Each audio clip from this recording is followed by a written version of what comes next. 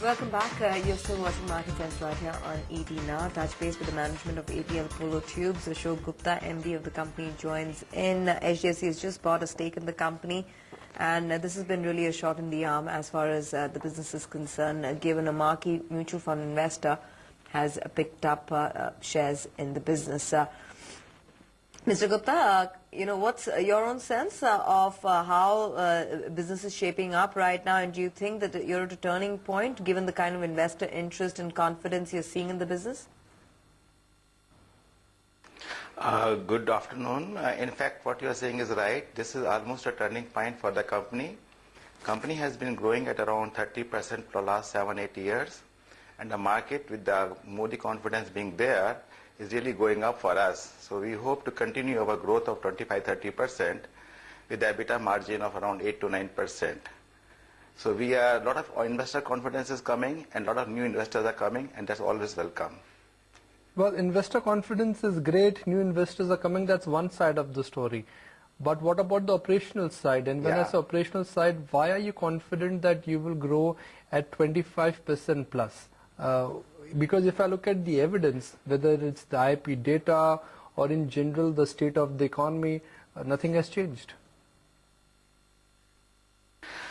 In fact, a lot of positive things are happening all around. The budget has given a lot of impetus to the infrastructure sector.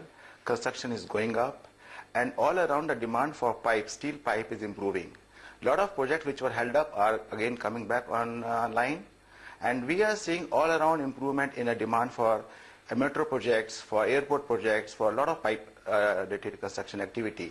Solar power plants are again becoming a fashion, and a lot of demand is coming from there as well. So we see a lot of demand for steel pipe coming up in days to come. Now, could you quantify that? Could you break it up into your key segments? I'm also given to understand that your thrust recently has been on products on pipes for low-cost housing, which is again the big thrust area for the government too. So in segments, what is the order position like right now, and what are the pending orders, and where's the growth likely to come from? We have recently developed door frames and window frames for low-cost housing. A lot of interest is coming from the construction companies, and this is also a thrust area for the government.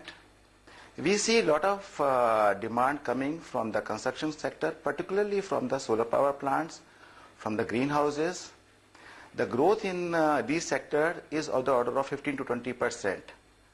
Our normal order books, which are there, varies from month to month, and they are improving all around. So, in fact, on month-to-month basis itself, we are registering every month a growth of 4 to 5% in our sales. So that shows a kind of requirement which is building up in the pipe industry. And on top of that, given that a lot of new products we are launching, we have recently launched door frames, and now again we are going to launch color-coated pipes.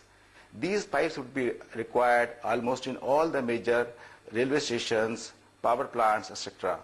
So we are expecting that this particular growth phase will continue, and we would be able to achieve 25-30% growth next year as well, as we are doing it current year. As you would be knowing, we are already achieving 30% growth in this year itself. I'm very confident, Mr. Gupta. So, as market commentators, we love to be the devil's advocate. Let me just pour cold water on your optimism by throwing in just one word: China. China is sitting on surplus steel capacity and surplus pipe capacity. What happens if China turns a big exporter of steel pipes? Will that be a challenge for you? Normally in India, China has not been able to export anything at all, because in steel pipe industry, the requirements are almost of immediate nature. Secondly, they are too small a quantity. Thirdly, the freight cost itself is around 10% of the cost of pipes. Whereas we are making a EBITDA margin of 8 to 9%, China's freight cost of 10% will be a big deterrent. So we are not expecting any big push from Chinese side. In fact, in India, import of steel pipe is not even 1 to 2% of the total consumption. So we are not really looking at a big problem from the Chinese side or from any of the import side.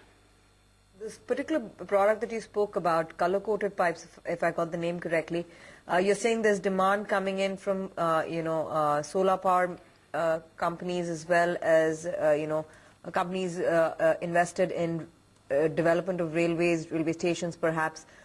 Could you outline the kind of impending orders there are or order inquiries that are coming in the segment? In many countries, particularly developed countries like Australia, all the pipe consumed are color-coated pipe. The reason is they do not rust, they do not corrode.